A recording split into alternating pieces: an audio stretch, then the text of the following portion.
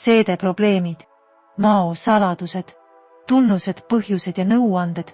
Toitumises esinevad vastuolud võivad mõjutada inimese tervist ja heaolu erineval moel.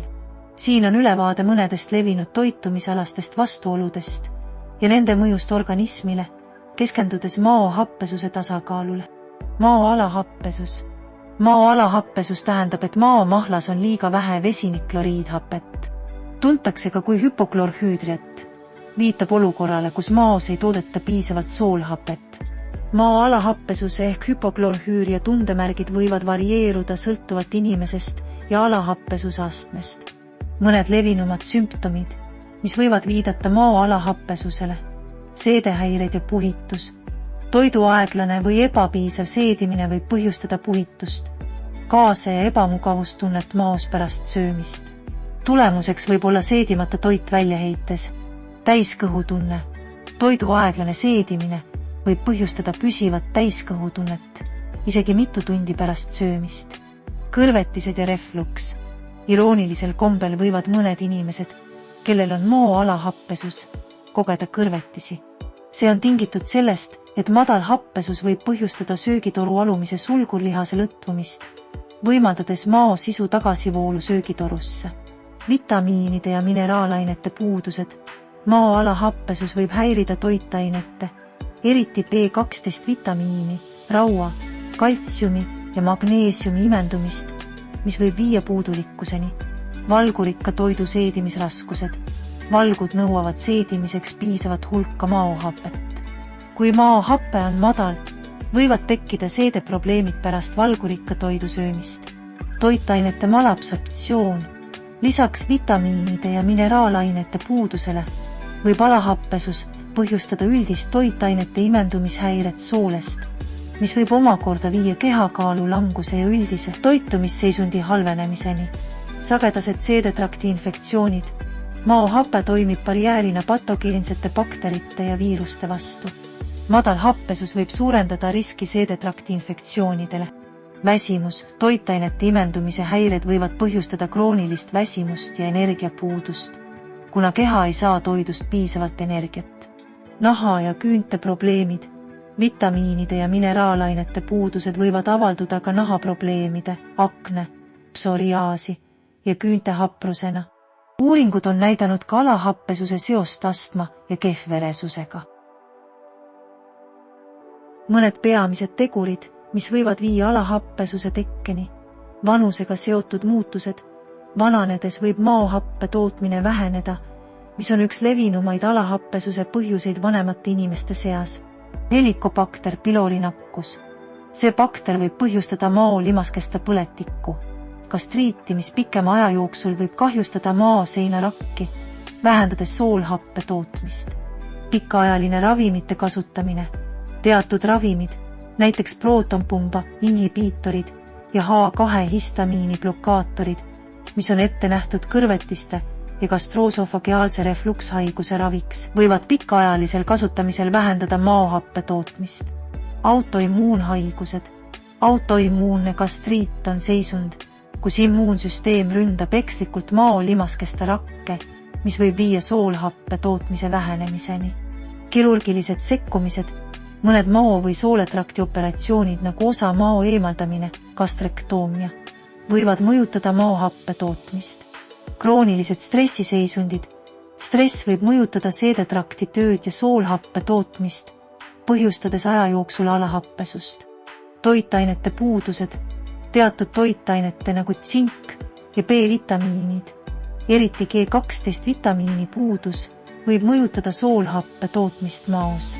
Kroonilised seedetrakti haigused. Teatud seedetrakti haigused nagu Crohni tõbi või tsöliaakia võivad häirida mao normaalset funktsioneerimist ja vähendada soolhappe tootmist. Alahappesusega toimetulekuks on mitmeid strateegiaid. Toitumise kohandamine. Sööge väiksemaid ja sagedasemaid eineid, et vähendada seedesüsteemi koormust. Vältige toite ja jooke, mis võivad seedimist veelgi raskendada, nagu alkohol, kofeiin ja väga vürtsikad toidud. Fermenteeritud toidud ja probiootikumid. Fermenteeritud toidud nagu jogurt, keefir, hapukapsas ja kimpsi sisaldavad looduslikke probiootikume, mis võivad aidata tasakaalustada maohappe taset ja toetada seedetrakti tervist. Õunasiidrijäädikas. Lahjendatud õunasiidrijäädika joomine enne sööki võib mõnedel inimestel aidata stimuleerida maohappe tootmist. Siiski tuleks seda teha ettevaatlikult ja väikestes kogustes, kuna liiga kontsentreeritud äädikas võib põhjustada ärritust. Digestiivsed ensüümid, toidulisandid, mis sisaldavad seedeensüüme, võivad aidata parandada toidu seedimist. Mõned inimesed võivad leida leevendust ensüümlisanditest, mis on mõeldud spetsiaalselt toidu paremaks lagundamiseks maos. B12 vitamiini ja teiste toitainete täiendamine.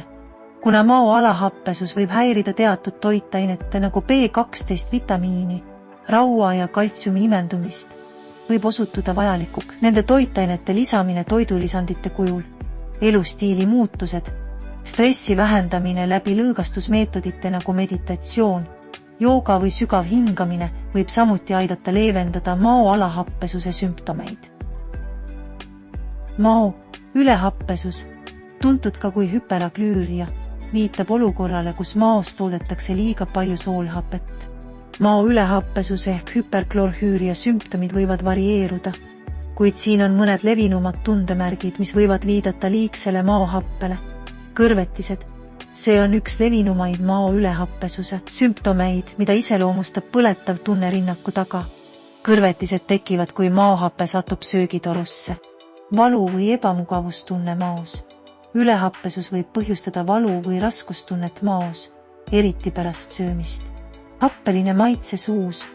Mõned inimesed võivad tunda happelist või metallilist maitset suus, eriti pärast söömist või lamades. Rühitised ja gaasid.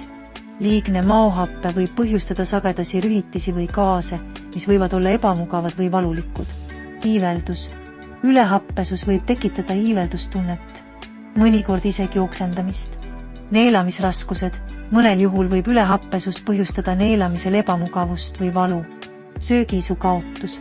Pidev ebamugavustunne või valu maos võib vähendada söögiisu. Kõhulahtisus või kõhukinnisus. Mao ülehappesusega võivad kaasneda ka seedehäired, nagu kõhulahtisus või kõhukinnisus. Peptilised haavandid. Pikaajaline ülehappesus võib kahjustada mao või 12 sõrmiksoole limaskesta, põhjustades haavandeid. Kaalulangus. Kui ülehappesus põhjustab söögiisu kaotust või toidu tarbimise vähenemist, võib see viia kaalulanguseni. Mõned peamised ülehappesuse põhjused, toitumisharjumused, teatud toitude ja jookide tarbimine võib suurendada maohappe tootmist. Nende hulka kuuluvad vürtsikad toidud, rasvased toidud, tsitrusviljad ja nende mahlad, tomatid, kofeiiniga joogid, alkohol ja šokolaad. Samas uuemates uuringutes on leitud, et vürtsikad ja rasvased toidud ei pruugi kõigile inimestele probleeme tekitada ja mõnedel juhtudel võib nende mõju seedimisele olla neutraalne või isegi positiivne. Ülesöömine. Suurte toidukoguste tarbimine ühekorraga võib suurendada maohappe tootmist ja põhjustada seedesüsteemi ülekoormust. Kiire toidu tarbimine. Liiga kiire söömine võib samuti suurendada maohappe tootmist ja põhjustada seedehäireid. Stress ja ärevus. Emotsionaalne stress võib mõjutada maohappe tootmist, suurendades ülehappesuse riski. Suitsetamine. Suitsetamine võib nõrgendada söögitoru alumist sulgurlihast, mis tavaliselt takistab maohappe tagasivoolu söögitorusse ja suurendada maohappe tootmist. Alkoholi tarbimine. Alkohol võib ärritada mao limaskesta ja suurendada maohappe tootmist. Ravimid. Teatud ravimid, sealhulgas mittesteroidsed põletikuvastased ravimid nagu aspiriin, ibuprofeen, ketoprofeen, piroksikaam, nabumedoon, võivad ärritada mao limaskesta ja suurendada maohappa tootmist. Kehakaal, ülekaalulisus või rasvumine, eriti kõhuõõnesisene rasv, võib suurendada kõhuõõnesisest survet ja soodustada maohappe tagasivoolu söögitorusse. Rasedus. Raseduse ajal võivad hormonaalsed muutused ja kasvava loote avaldatav surve suurendada maohappe tagasivoolu riski. Hiatushernia. Hiatushernia korral nihkub mao ülaosa diafragma avause kaudu rindkereõnde, mis võib häirida mao ja söögitoru normaalset toimimist ning soodustada ülehappesust. Helikobakter pylori nakkus. See maos levinud bakter võib põhjustada põletikku, gastriiti, mis mõnel juhul võib suurendada mao happe tootmist. Mao ülehappesuse sümptomitega toimetulekuks on oluline tegeleda nende põhjustega, muutes elustiili ja toitumisharjumusi, vältides ärritavaid aineid ning vajadusel kasutades ravimeid. Mõned soovitused, kuidas toime tulla mao ülehappesusega. Vältige teatud toite ja jooke, vähendage või välistage toidud ja joogid, mis võivad mao happesust suurendada või kõrvetisi tekitada. Nende hulka kuuluvad tsitrusviljad ja tsitruselised mahlad, tomatid, šokolaad, kofeiini sisaldavad joogid ning alkohol. Sööge väikseid portsjone.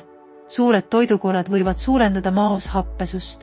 Selle asemel proovige süüa väiksemaid eineid sagedamini, et vähendada mao koormust. Vältige hilisõhtust söömist. Proovige mitte süüa vähemalt 2-3 tundi enne magama minekut, et vältida kõrvetisi ja muid seedehäireid öösel. Jälgige oma kehahoiakut söömise ajal ja pärast seda istuge sirgelt ja vältige kohe pärast söömist lamamist, et toetada seedimist ja vähendada happesuse tõusu söögitorusse. Loobuge suitsetamisest ja piirake alkoholi tarbimist. Nii suitsetamine kui ka liigne alkoholi tarbimine võivad suurendada mao happesust ja kõrvetiste riski.